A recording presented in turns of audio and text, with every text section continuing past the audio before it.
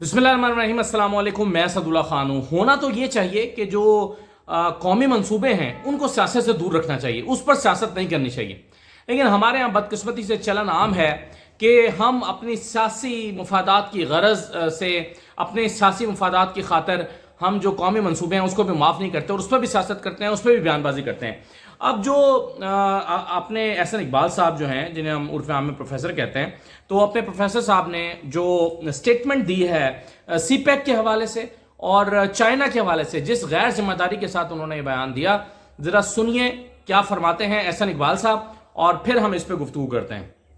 وفاقی وزیر احسن اقبال نے انکشاف کیا ہے کہ چین نے پچھلی اسٹیبلشمنٹ کو یہ کہنے کی کوشش کی تھی کہ پی ٹی آئی کو اقتدار میں لانے کا تجربہ نہ کیا جائے۔ جیو نیوز کے پروگرام جرگہ میں بات کرتے ہوئے احسن اقبال نے کہا کہ چین نے خبردار کیا تھا پی ٹی آئی کو اقتدار میں لانے کا نقصان سی پیک اور پاکستان کو ہوگا۔ جواب میں اس وقت کی اسٹیبلشمنٹ نے یقین دلایا تھا کہ سی پیک کو متاثر نہیں ہونے دیں گے۔ اور یہ بھی میں آپ کو بتاؤں کہ مجھے ذاتی طور پہ علم ہے کہ چین نے یہ چیز بڑے، جو ان کا ایک انداز ہے سفارتی انداز میں، اس وقت کی اسٹیبلشمنٹ کو کہنے کی کوشش کی کہ آپ کوئی نیا تجربہ نہ کریں چونکہ سی پیک ڈیریل ہو جائے گا، اور پھر انہیں کہا گیا کہ نہیں، آپ تسلی رکھیں، جو بھی آئے گا ہم اسے ٹھیک رکھیں گے، وہ چلائے گا۔ اچھا، یعنی اسٹیبلشمنٹ 2018 کے الیکشن سے پہلے جو ایکسپیرینس کر رہی تھی، جو 2010 سے شروع ہوا تھا اور اس وقت میچور ہوا تھا، تو چین نے ہماری اسٹیبلشمنٹ کو یہ کنوے کیا تھا کہ سی پیک کی خاطر بھی آپ نیا ایکسپیرینس نہ کریں، یعنی کہ جو ان کا محتاط طریقہ ہے اس کے مطابق میرے علم میں ہے کہ انہوں نے یہ کنوے کیا تھا کہ کسی قسم کی تبدیلی کا ایکسپیریمنٹ پاکستان کے حق میں بھی نہیں ہوگا۔ اچھا، اب یہ احسن اقبال صاحب نے دو ٹوکن انداز میں یہ کہا، انہوں نے کہا کہ جی چین نے یہ کہہ دیا تھا کہ نیا تجربہ نہ کریں، مطلب یہ کہ نئی حکومت کو نہ لائیں، جو پہلے سے حکومت چل رہی ہے اسی کو دوبارہ جتائیں۔ اس کا مطلب یہ ہے کہ چین پاکستان پہ یہ دباؤ ڈال رہا تھا، پاکستانی اسٹیبلشمنٹ پہ یہ دباؤ ڈال رہا تھا کہ وہ پولیٹیکل سسٹم میں انٹروین کریں، الیکشن میں انٹروین کریں اور نون لیگ کو جتوانے میں اپنا کردار ادا کریں۔ تو یہ بہت بڑا الزام تھا جو احسن اقبال صاحب نے چین کے اوپر لگایا۔ ایک الزام یہ لگایا، دوسرا الزام انہوں نے یہ لگایا کہ سی پیک جو ہے وہ عمران خان نے بند کر دیا اور سی پیک کو نقصان پہنچا اور عمران خان نے ان پروجیکٹس پہ کام نہیں کیا۔ اچھا، یہ صرف عمران خان کے اوپر الزام نہیں ہے، یہ الزام لگاتے ہوئے یہ نہیں سوچا احسن اقبال صاحب نے کہ وہ صرف عمران خان پہ الزام نہیں لگا رہے، بلکہ بہت ساری چینی اتھارٹیز پہ بھی الزام لگا رہے ہیں جو اس پروجیکٹ سے ساتھ وابستہ ہیں، ان کو بھی چارج شیٹ کر رہے ہیں کہ دیکھو کام نہیں ہوا، تم نے بھی نہیں کیا، عمران خان نے بھی نہیں کیا، کام ہوتا نہیں رہا اور تم یہاں جھک مارتے رہے ہو۔ تو یہ الزام ان کے اوپر بھی تھا۔ تو یہ اسٹیٹمنٹ دینے سے عمران خان کو نہیں بلکہ چین کو بھی احسن اقبال صاحب نے بیک فٹ پہ دھکیل دیا۔ اب ظاہر ہے اس پر چین کا رد عمل آنا ضروری تھا۔ ایک تو اب دو تین ان کے مختلف رد عمل آئے ہیں۔ ایک تو انہوں نے یہ کہا ہے کہ جی ہم پاکستان کے معاملات میں مداخلت نہیں کرتے یا کسی بھی ملک کے معاملات میں مداخلت نہیں کرتے۔ اس کے علاوہ جو چینی کونسل جنرل ہیں، چینی کونسل جنرل، ان سے یہ سوال کیا گیا اور ان سے پوچھا گیا کہ کیا یہ جو تاثر ہے کہ جی عمران خان کی حکومت میں سی پیک پہ کام بند ہو گیا، تو اس کا کیا جواب انہوں نے دیا، پہلے آپ سے سن لیجئے۔ There was an impression, like last comment of Imran Khan when he was a Prime Minister. So progress of CPEC was slower or stopped. Is it true? In my personal view, that overall the CPEC is going well.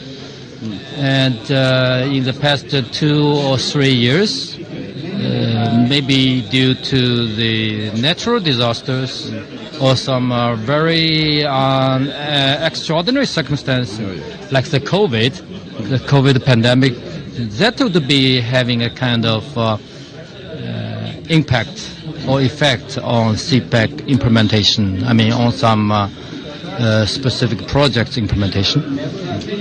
But we normally and believe and of the view that no matter which political party is in power, no matter which government is in power, CPEC, the bilateral cooperation between China and Pakistan, will not be adversely affected or be brought to a standstill. So CPEC will go ahead. I don't think this kind of different scenario or picture painted by the elements, certain elements concerning CPEC. As I said, CPEC in overall is going smoothly. And all the projects here in Punjab, there are 6 projects in Punjab, and they have already been accomplished, and the outcome achievements have been to. अब वो कह रहे हैं कि पंजाब में 6 project complete हुए हैं पिछले 3-4 साल में और सीपैक का काम बेहतरीन चल रहा है। वो कह रहे हैं अगर बीच में थोड़ा सा स्लो हुआ था वो पेंडेमिक की वजह से था, कोविड की वजह से था, और कोविड की वजह से ऑब्वियसली चाइना भी बहुत बड़ी मुश्किल में था, चाइना भी उस तरह से फोकस नहीं कर पा रहा था। तो चाइना यानी उस जमाने में जब कोविड था तो थोड़ा सा काम स्लो करना पड़ा था। अदरवाइज वो कह रहे हैं कि कोई भी गवर्नमेंट हो पाकिस्तान में हमें इससे फर्क नहीं पड़ता, हमारा प्रोजेक्ट बड़े बेहतरीन तरीके से चल सकता है। तो एहसन इकबाल साहब की ये बात भी गलत साबित हो गई और आपने देखा कि उनके लबो लहजे से वो कह रहे हैं कि मैं ये बात दुरुस्त नहीं समझता कि सीपैक का काम मुतासिर हुआ है। उनके लबो लहजे में ये शिकवा मौजूद है कि हम पर ये इल्जाम आयद किए गए हैं, यानी चीन को भी बैकफुट पर धकेला गया है। तो इस पर भी उन्होंने वाज़ेह किया कि ऐसे कोई बात नहीं है और सीपैक का काम बड़ा बेहतरीन तरीके से चल रहा है और ऐसा कुछ नहीं हुआ जैसा कि तासुर दिया जा रहा है। तो ये उन्होंने जो है इस पर कमेंट किया। एक और ऑफिशियल हैं, उन्होंने भी जो है वो पाकिस्तान के जो प्रोजेक्ट है सीपैक जो है उसके हवाले से उन्होंने भी कमेंट किया है, जरा इसको भी सुन लीजिए। Under the leadership of Imran Khan, ILO diverted and focused a lot of energy and efforts to further promote CPEC. I think that is a misinformation. They have been trying to push forward in all the fields.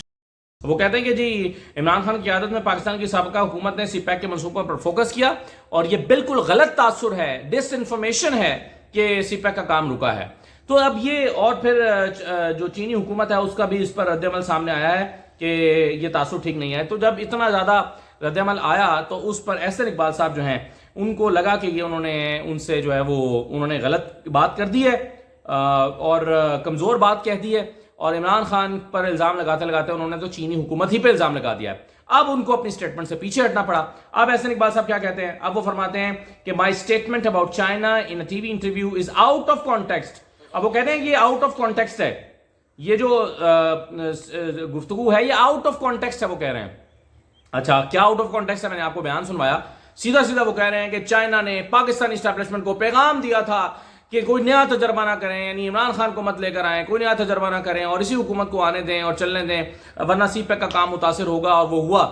तो अब वो कह रहे हैं कि नहीं जी मेरा out of context लिया गया था। फिर वो कहते हैं China maintains the policy of non interference in domestic affairs of other countries. अब चाइना जो है वो डोमेस्टिक अफेयर्स में जो है वो न्यूट्रल रहता है, वो नॉन इंटरफेरेंस की पॉलिसी पर गामजन रहता है। भाई अगर वो रहता है तो फिर उसने उस वक्त क्यों पाकिस्तान की एस्टैब्लिशमेंट पर दबाव डाला कि वो कोई नया तजर्बा ना करें अगर वो रहता है तो। अच्छा, फिर वो कहते हैं कि सम senior businessman working on CPEC projects privately express the opinion that fair and free elections was in the best interest of Pakistan to ensure continuity. वो कहते हैं आपने कुछ प्राइवेट बिजनेसमैनों ने चीनी बिजनेसमैनों ने ये कहा था कि कंटिन्यूटी जो है वो जरूरी है। अब वो चीनी हुकूमत से चीन से अब वो आ गए हैं चीनी बिजनेसमैनों पर आ गए। फिर उन्होंने जो है वो इसकी जो है वो किया है बाकी उस पर बात किया है। पर मार्च अप्रैल 2018 it had become abundantly clear and was being openly discussed in international media that establishment of that time अभी उनका ज़ाती इशू है, जो ज़ाती ओपिनियन है एस्टैब्लिशमेंट के साथ स्कोर लेवलिंग कर रहे हैं एहसन इकबाल साहब। लेकिन चीन के हवाले से जो बात थी वो कह दिया कि नहीं जी मेरा बयान का मतलब ये नहीं था, ये आउट ऑफ कॉन्टेक्स्ट लिया गया और मैं ये नहीं कह रहा था और मैं वो नहीं कह रहा था। तो एहसन इकबाल साहब को जो है वो अपने बयान से पीछे हटना पड़ा। अच्छा, अब ये जो सारी सूरत हाल है इसमें मैं समझता हूं कि जो आप जब भी कोई कौमी नौयत के मंसूबे होते हैं उस पर मेरा ख्याल है सियासत नहीं करनी चाहिए। उसको सियासत के लिए आप कहते हैं, वैसे तो इकॉनमी पे भी सियासत नहीं होनी चाहिए। दुनिया में कहीं इकॉनमी पर सियासत नहीं होती, लेकिन अनफॉर्चुनेटली पाकिस्तान में इकॉनमी ही को बुनियाद बनाकर सियासत होती है और यहाँ पर इमरान खान की हुकूमत को खत्म किया गया, बावजूद इसके जानते हुए कि पेंडेमिक है, पूरी दुनिया में फेयर्स बढ़े हैं, पूरी दुनिया में ट्रांसपोर्टेशन की कॉस्ट बढ़ी है, पूरी दुनिया में महंगाई बढ़ी है, कोविड की वजह से जो मईशतें हैं वो सुकड़ गई हैं। ये इतना बड़ा पेंडेमिक था, सदी का सबसे बड़ा पेंडेमिक। तो इस पर जो है वो ये जानते हुए भी इमरान खान के खिलाफ सियासत की गई इस पर मईशत के ऊपर, जो कि नहीं होनी चाहिए थी और अब सीपैक को निशाना बना लिया गया है। तो एहसन इकबाल साहब को मेरा ख्याल है गलती का एहसास हो गया और उन्होंने जो है वो अपनी स्टेटमेंट को वापस लिया है और जो है वो ये उनकी मैंने आपको वजाहत सुनवा दी है। अच्छा, अब रज़ा रब्बानी साहब जो है उनके पेट में दर्द हो रहा है कल से, क्योंकि IMF का वफ्द जो है वो इमरान खान से क्यों मिल गया और स्पेशली जब اشفاق حسن خان صاحب نے یہ کہا اور ان کا آرٹیکل ڈان میں چھپا ان کا سٹیٹمنٹ. انہوں نے کہا کہ جی یہ انپریسیڈنٹڈ ہے, میں نے اس سے پہلے پاکستان کی سیاسی تاریخ میں کبھی نہیں دیکھا کہ IMF نے کسی بھی اپوزیشن سے مذاکرات کیے ہوں لون کو اپروو کرنے سے پہلے. انہوں نے کہا کہ یہ انپریسیڈنٹڈ ہے. اس کے بعد سے بڑی تکلیف ہے, رضا ربانی صاحب نے سٹیٹمنٹ دی ہے کہ یہ پاکستان کی سیاسی خود مختاری کا خاتمہ ہے, یعنی پاکستان اب سیاسی طور پر خود مختار نہیں رہا, اب جو ہے وہ IMF آ کر پاکستان کے سیاسی معاملات میں مداخلت کر رہا ہے. بڑی بات ہے. اب رضا ربانی صاحب کو یاد آ گیا کہ پاکستان کی سیاسی خود مختاری ختم ہو گئی ہے. رضا ربانی صاحب کو آئین کی پامالی کے وقت آئینی خود مختاری کا خاتمہ نظر نہیں آیا جب پاکستان میں آئین کے مطابق 90 دن میں الیکشن نہیں ہو رہے تھے اور سردار لطیف کھوسہ اور اعتراض احسن شور مچا رہے تھے کہ پاکستان میں آئین توڑا جا رہا ہے, آئین کی پامالی ہو رہی ہے. اس وقت رضا ربانی نے منہ پر تالا لگا لیا اور چپ کا روزہ رکھ لیا. ہمارے دوست جو ہیں یہ جو وڑائی صاحب ہیں, اب انہوں نے پبلک جوائن کر لیا, تو وہ پیچھے پیچھے کیمرہ لے کے پھرتے رہے. فہد شہباز صاحب تو فہد شہباز صاحب جو ہیں وہ پیچھے پیچھے کیمرہ لے کے پھرتے رہے اور رضا ربانی صاحب کے سر آئین ٹوٹ رہا ہے, کچھ تو کہیے. انہوں نے کچھ نہیں کہا, پارکنگ تک چلتے آ گئے اور جواب نہیں دیا کہ ہاں بھائی آئین ٹوٹ رہا ہے نہیں ٹوٹ رہا. تو یہ رضا ربانی صاحب کی حالت ہے اور آج ان کو تکلیف ہو رہی ہے. آج کہہ رہے ہیں کہ جی پاکستان کی سیاسی خود مختاری ختم ہو گئی ہے. تو جب آئینی خود مختاری ختم ہو رہی تھی پاکستان کی, اس وقت کوئی آپ نے جواب نہیں دیا.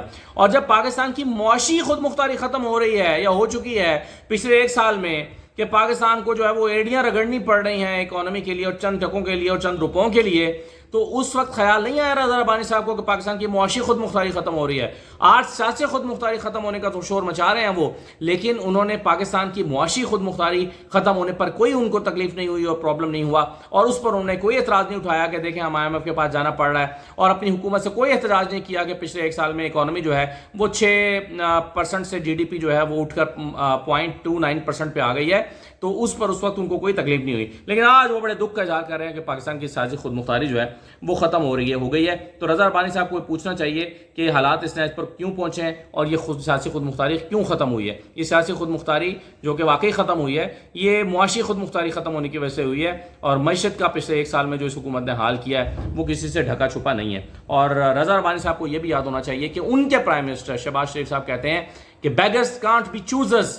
تو جب بیگرز چوزرز نہیں ہو سکتے تو پھر آپ سیاسی خود مختاری کے خاتمے کا شور کیوں مچا رہے ہیں؟ آپ بیگر ہیں, تسلیم کر لیں, آپ بیگر ہیں اور تسلیم کر لیں کہ ان کا ہم پر اور ہماری ہر چیز پر, ہماری سیاست پر, ہمارے فیصلوں پر ان کا اختیار ہے. پھر مان لینا, پھر آپ اس کو مانتے کیوں نہیں ہیں. آخری بات جاتے جاتے میں آپ کے ساتھ ایک چارٹ شیئر کرنا چاہتا ہوں, اور یہ حالیہ ریٹنگ کا چارٹ ہے. یہ پاکستان کے ٹاپ 3 چینلز کا جو ریٹنگ کے حساب سے ٹاپ 3 چینلز ہیں ان کا موازنہ کیا گیا ہے عمران خان کی سوشل میڈیا کے اوپر ریچ کا. تو اس میں آپ مئی, جون اور جولائی کے 3 مہینے میں دیکھیں, آپ کو بلو کلر کی جو بار نظر آ رہی ہے یہ عمران خان کی سپیچز کی ہے جو سوشل میڈیا پر انہوں نے کیا, کیونکہ ٹی وی تو دکھاتا نہیں ہے. تو اس میں آپ کو گولڈن کلر کا یا yellow colour, dark yellow colour کا یا اس طرح کا جو مسٹرڈ کلر کا انفیکٹ جو آپ کو بار نظر آ رہی ہے یہ ایئر وائی ہے. بلیک کلر جیو ہے, جو بلیک نظر آ رہا ہے وہ ایئر وائی ہے, اور جو ریڈ نظر آ رہا ہے وہ بول ہے.